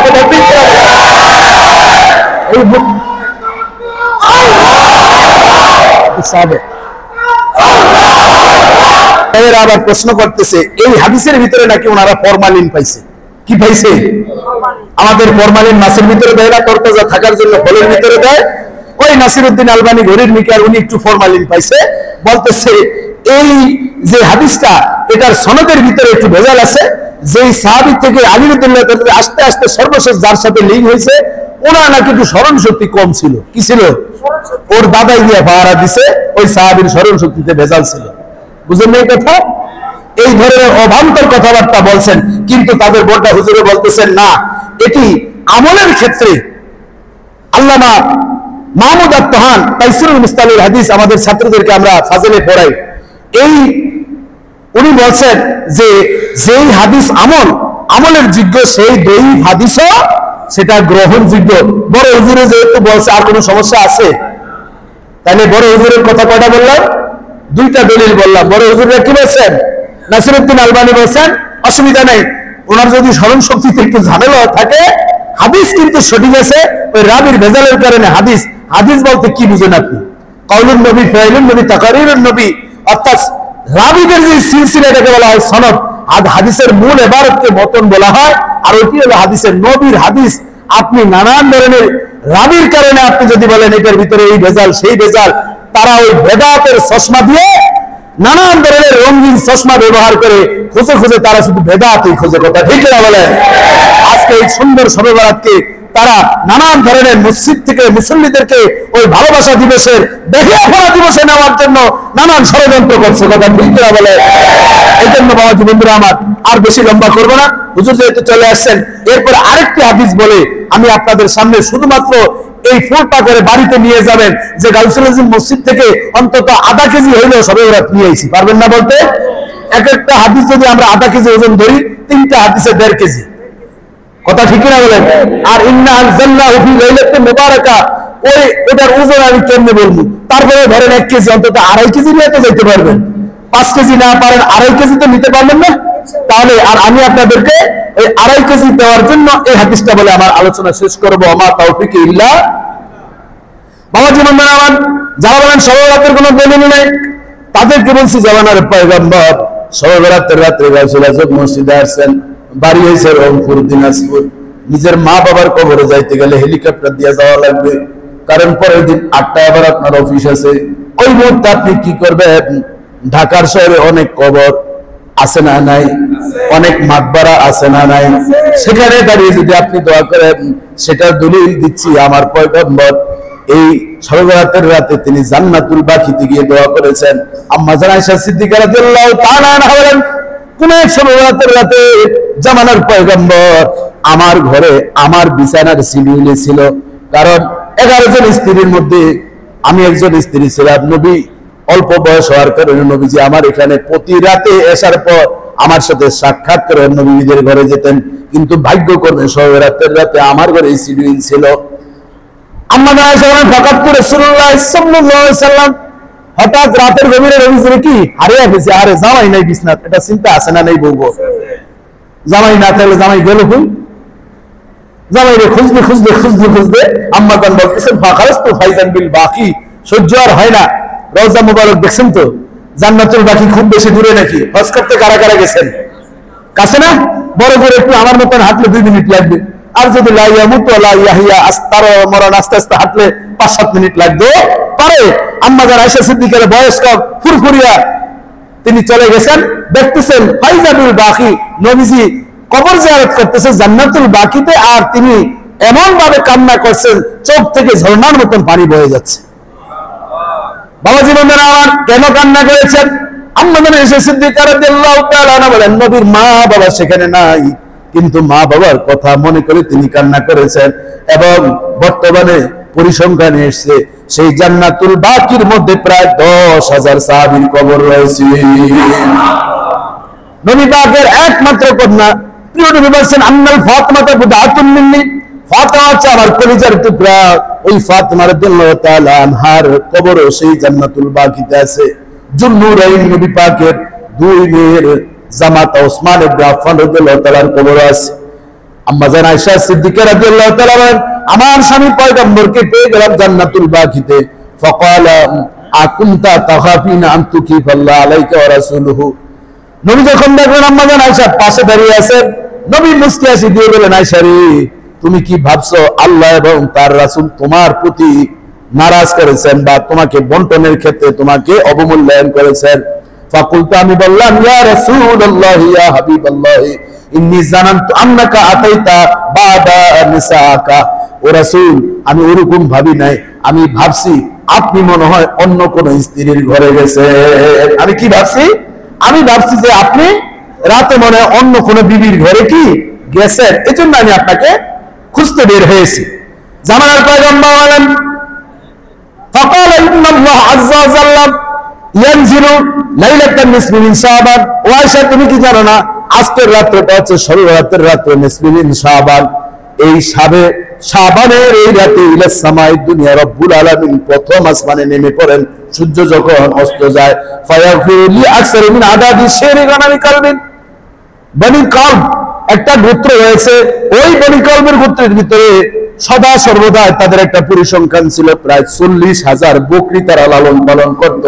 ওই 40,000 বকরির গায়ে যতগুলো পশম রয়েছে, রব্বুল আলামিন আমাকে জানিয়েছেন প্রত্যেক শবে বরাতে আমার উম্মতের মধ্য থেকে এরকম 40,000 বকরির গায়ে যে পশম রয়েছে, সেই পরিমাণ উম্মতদেরকে ক্ষমার ঘোষণা রব্বুল আলামিন দান করে দেয়। তাহলে দলিল আছে না নাই? আরো লাগবে একটা শেষ। এজন্য এই দলিল অন্তত আমরা একটু বাড়িতে নিতে পারবো কি পারবো না? তাহলে গাউসুল আজম মসজিদে এমসিকিউর প্রশ্ন, শবে বরাত কি কোরআনে আছে না নাই? না, নাই, নাই তো, শবে বরাত নাই, লাইলাতুল মুবারাকা আছে। কারণ যুক্তি তর্কে এখন কিন্তু জেনজি জেড জেনারেশন, এখন বুঝে শুনে কিন্তু উত্তর দিতে হবে। শবে বরাত কোরআনে আছে কি? লাইলাতুল মুবারাকা, উত্তর বুঝে শুনে দিবেন। নাহলে তবে সালিম সাহেব কি ওয়াজ করে গেছে, বাংলা ওয়াজ করছে, আরবিতে ওয়াজ করবেন যে শবে বরাত মে আছে কি লাইলাতুল মুবারাকা, যে লাল সেই কি ওই বেকলে আইসা রংপুর থেকে, আবার পর শুনছে মামলেট, মামলেট জীবনে খাই না দেন, আমাদের দেশের আন্ডা, বুঝেন নাই?